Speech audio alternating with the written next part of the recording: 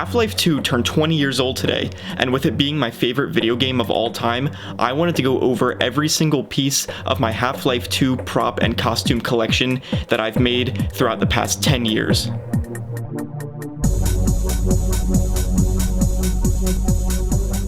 Of course, up first here we have the classic weapon from the Half-Life series, Gordon Freeman's crowbar. So this one is a prop that I actually got from Spirit Halloween. It did not come in the red and black though. I did the paint myself. You can see it's starting to chip off a little bit because this thing is from 2019 is when I first got this. Now this is actually the second edition of the crowbar I've done, which looks a lot better than the original version, which looks like this. This is the first crowbar that I ever made for my first Gordon Freeman cosplay. You can tell this is not the best looking thing in the world. It's super crooked, it's really weird. The way it was built is there's actually a coat hanger wire running all the way through this thing. It's 2 layers of foam on each side. It's kind of split down the middle. And then it was sandwiched on top of the wire. The way it was carved was with a Dremel. I was 11 or 12 at the time when this was made, so my dad did not trust me to use a Dremel. So he was the one who was kind of in charge of doing the shaping around this whole thing, so I gotta give him props for helping me out for this. Next up here for the melee weapons, I have the Metro Cop Stun Stick, aka the Stun Baton. So this one was made out of PVC pipe, and what I did is I have a switch here and then a wire that runs all the way up to the top, and then in the orange part here I had an LED that would turn on when you flick the switch. However, of course, about 3 seconds before I came to record the video, the switch stopped working, so now I can't show you that. But it would light up the orange part here. It's made out of PVC foam, which I sprayed with Plastidip, and then this orange section in here is actually that old school binder material that would separate your different pages. So I just cut that out, glued that all in here, and then we have the Metro Cop Stun Baton. This is one of the last weapons I have from Gordon Freeman's arsenal. It is the grenade that he picks up throughout the game. These are technically combine grenades. Now this thing is not proportional at all. It's not accurate to the game at all. Again, I just wanted to make a bunch of different Gordon Freeman's weapons, so I decided to use, I think, just like an old, it's kind of like a PVC foam cover that you slip over PVC pipe so it's insulated. I used that, wrapped it in foam. You can tell really shoddy hot glue job here. And I just painted it, made it look like the grenade, and yeah, that's that. Moving on to the actual weapons from Half-Life 2, the first one I have here is the Heckler & Koch USP Match. Now this is a 3D print, and this is one that I actually got off of Etsy, I believe, around 2019. It came as a raw print, so it's still a little rough around the edges because at this time I wasn't the best at sanding stuff, so it's really just all the paint job. I put it all together. Cool thing about this though is it does have a trigger that moves back and forth. I really like that. The slide doesn't move or anything like that, but it is a very realistic looking representation of the USP, so this is a really nice one that I liked having in my collection. We're kind of moving on to just straight up airsoft guns, because a few of Gordon's guns that he uses in the games are literally just normal guns that actually exist in the real world. So what I have here is the Spots 12. It actually has the manufacturer right there. And then here we have the Heckler & Koch MP7.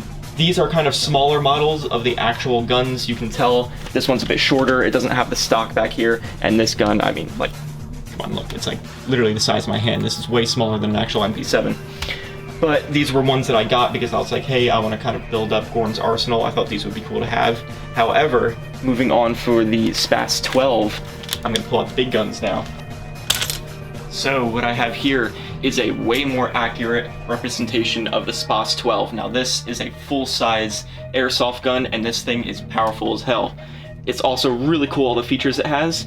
You can see here, it actually has a shell ejection port in the bottom. So what you do is you take little shells like these, you actually put the BBs in the bottom, you load it up. I think it holds about 30 BBs each, and then you would open the port down here. That opens it up, and you can hold a bunch of these, load them all up first, then you can put them inside the gun, pump it like a normal shotgun, and then you're good to shoot full-size Spots 12. I painted that a little bit just to make it look a little bit more like the actual gun in-game. This one is awesome, super heavy, love the feel to it. One of the other weapons I have from Gordon Freeman's arsenal is his .357 Magnum. Now this one again is just a plain old airsoft gun. I've made no modifications to it. However, it does have a few cool features to it, like when you open up the cylinder here, you can take out each one of these shells and you actually load each BB inside the shell here. So once the BB is in there, you just load the shell back in the cylinder, close it up. You can actually spin it a little bit like he does in the game, and then you just pull back the hammer and shoot it like you would an actual Magnum. Next up here, we're actually going to kind of move over to Alyx for a second. So this is Alyx's gun from Half-Life 2. Now this is not the one that's modeled after her gun from Half-Life Alyx. That is kind of a different look. It's still based off of the same 1911 frame here, which is actually what I used. I have a few of these 1911 airsoft guns, so I pretty much stripped it all the way down and then just added a bunch of these parts onto it. Now this gun is no longer functional as an airsoft gun.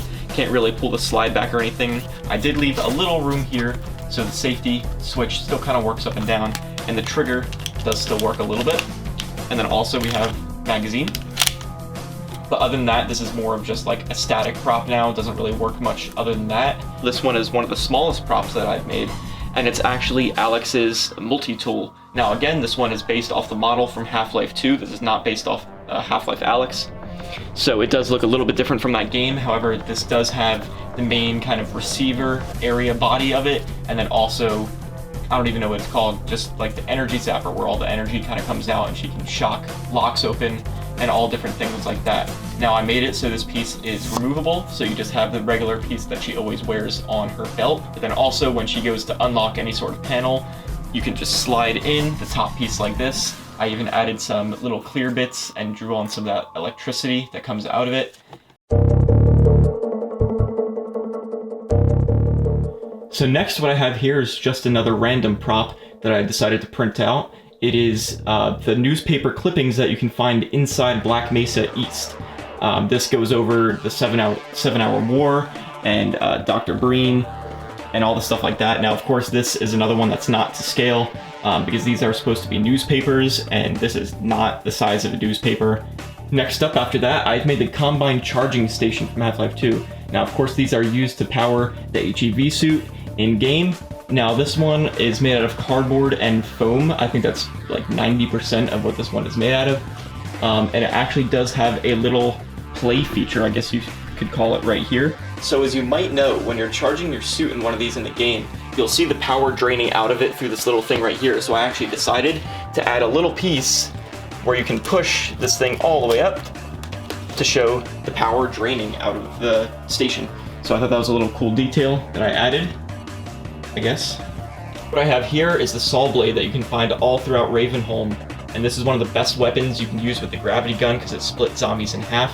Now the way I did it here is one layer is cardboard, and then the other layer is just EVA foam, and then I made every single one of the teeth of the saw blade here out of 2 layers of EVA foam. So I stuck those together and stuck the whole thing to the base here. Pretty much nothing else to that. Gave it a pretty simple paint job. And then that's that. We have the saw blade. I also have made a second version of it, though, much simpler version, just out of 1 layer of cardboard. But you'll see here it has a wedge taken out of it. The reason I did that is because for Halloween, I wanted to put this up on my house and make it look like it got shot into my house with a gravity gun. So what I did was I cut the wedge out here, stuck it to the corner of my house, and then it looked like it was actually wedged and stuck inside the corner. Now next up, I have probably the most random thing you could think about from the Half-Life 2 series that I decided to make a prop for. It is Dr. Breen's Private Reserve water can. Now, this was made out of the same material that I used to make the grenade, that PVC cover material, and then this one isn't even painted at all. If you see here, this is made out of blue masking tape and duct tape that I just drew on with a Sharpie the open hole of the water can. Why I decided to make this? No clue. However, figured I'd throw it in here.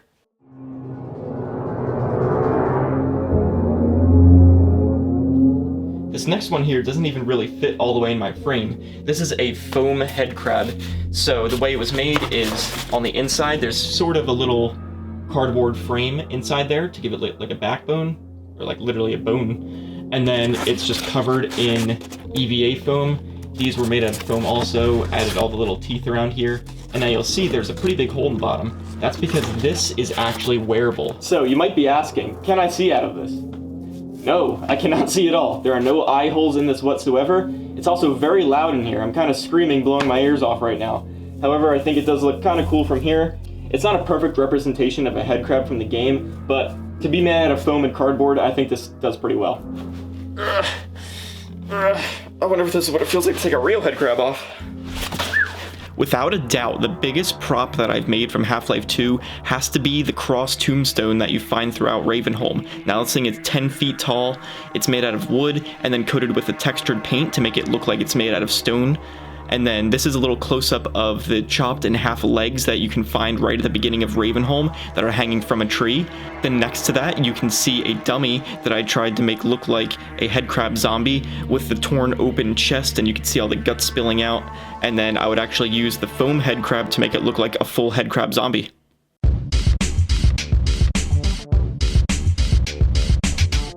Quickly, I thought I'd also go over all the different Half-Life things that I've bought, including this error model that you see when a model doesn't load in correctly.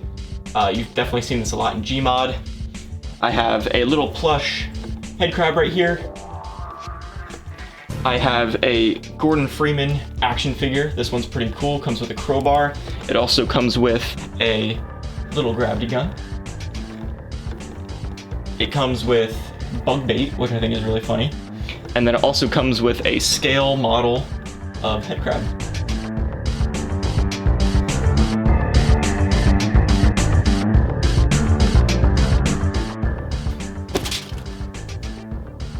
So what I have here is the very first version of the HEV suit that I ever made. This one I believe was made in 2014, which means it's 10 years old, and you can imagine that 10 years inside a cardboard box is not the most forgiving thing. But I wanted to hold on to this because, you know, it's the first one I made. I thought it would be really cool to keep it, to be able to compare it to the next ones that I made that we'll get to in a minute.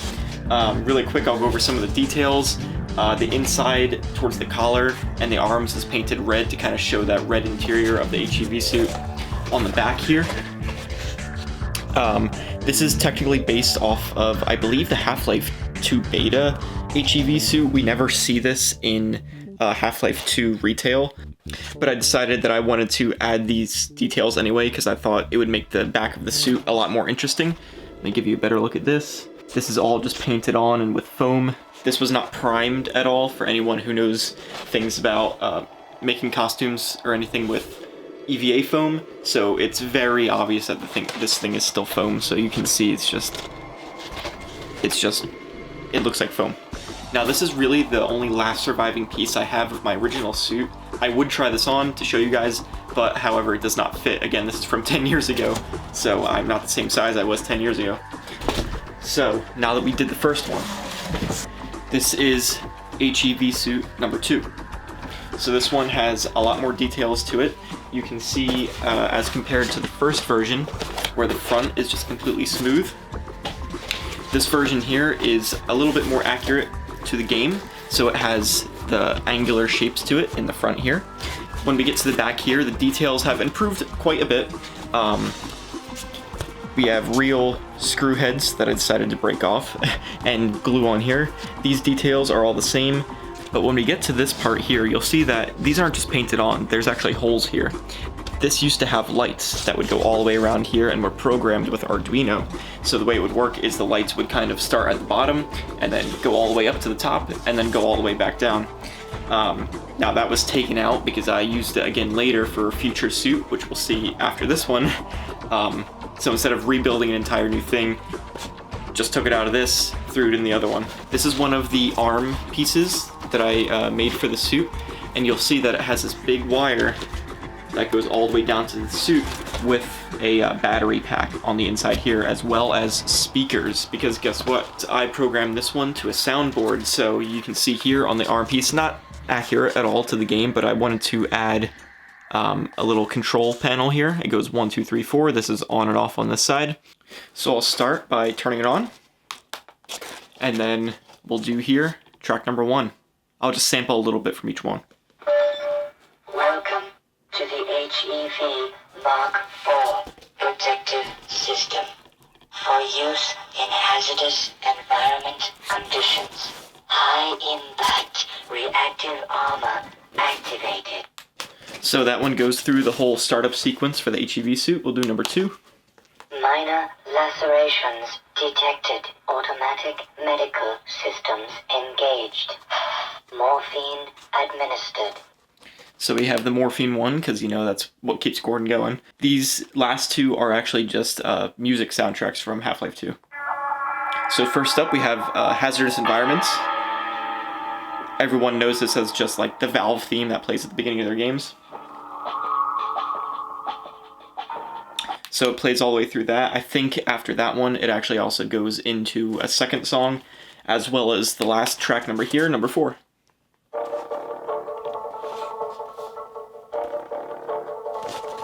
So I'll try to get a better look in here. So we have battery pack, we have a speaker back here, we have the soundboard, and then there's also, it's probably very loud, a speaker in the front here.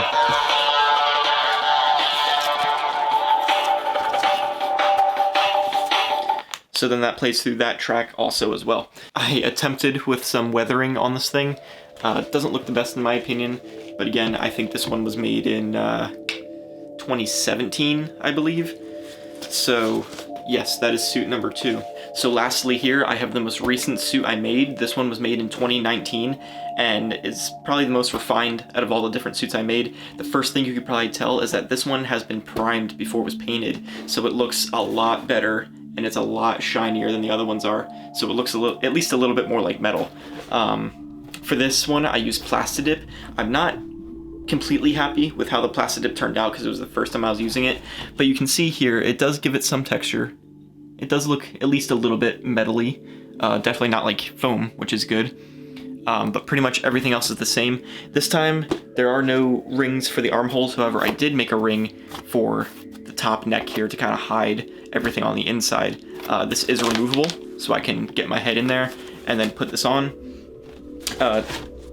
In the back here, same sort of details before. However, like I said, I took the lights out of the last suit and put it into this one. So let me give you a little demo of what those lights look like. As you can see here, lights go all the way down and the lights go all the way back up. I think that was a really cool detail to add to the suit. It makes it a lot more dynamic with the lights going on and off. And yeah, I'm super happy with how that came out. You can see though, kind of went back to the rounded shape instead of the angular front. Kind of going off of how the Freeman Chronicles did their suit. They did a fantastic job with all of their design and their construction of the suit in that little series. And so I kind of wanted to inspire mine off of theirs, so I went back to the whole rounded look. So other than just the main body of the HEV suit, I do also have a few pieces from the rest of the suit. So here I have a thigh piece. So I think this is on the left thigh. Let me stand up here. So this would go all the way around like this, attached to my thigh. I also have the forearm pieces here. So here we have a forearm piece. Again, all these were primed with Plastidip. So I can just slide my arm all the way into here. Looks pretty good. I like how shiny it looks in this light also. Here we have the belt. The orange pieces are probably my least favorite just because they don't look very realistic. But the belt would go like this with the addition of the butt pad in the back. And the reason for that is the way I would wear this entire suit is I wouldn't just put all these pieces on separately because they would just fall down when I'm going to like a con or something. So the way I did it is I actually wore kind of like sport legging material and then just put the suit directly onto that. So instead of having to put each piece on separately, I could just put this on the leggings and then just wear the entire thing right away. And then that also helps the pieces stay up. This is the lower body here, so we have another thigh piece, and then we also have the calf piece down here. It opens up in the back so I can get my whole foot through, and I'll basically just slide this whole thing on. So there's a huge collection of HEV suit pieces all around here, and somehow I fit most of it all in this box right here. Also, you might have seen I have a big pile of stuff over here in my corner because I'm actually working on another costume, which is the Combine Grunt from Half-Life Alyx. So hopefully I'll finish that one up soon so I can show you that.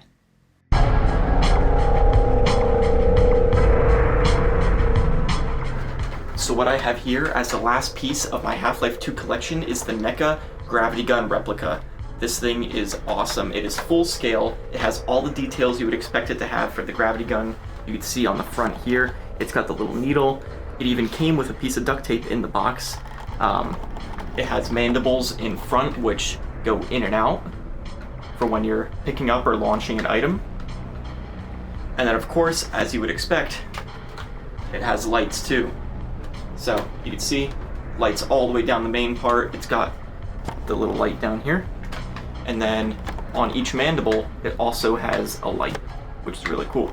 Now, in addition to lights, this also has sound. So we have the pickup sound there. We have the launching sound there. And for the last sound, we have when you can't pick up an item. So how it works is this button on the front, if I click that, that does your pickup sound. Then if I flip it over, you can see this red button here, that's actually the on and off switch. This one on the handle actually isn't red, it's black. That one does your launching sound. And then for the third sound, when you can't pick up an item, you actually have to press both of the buttons at the same time to get it to work.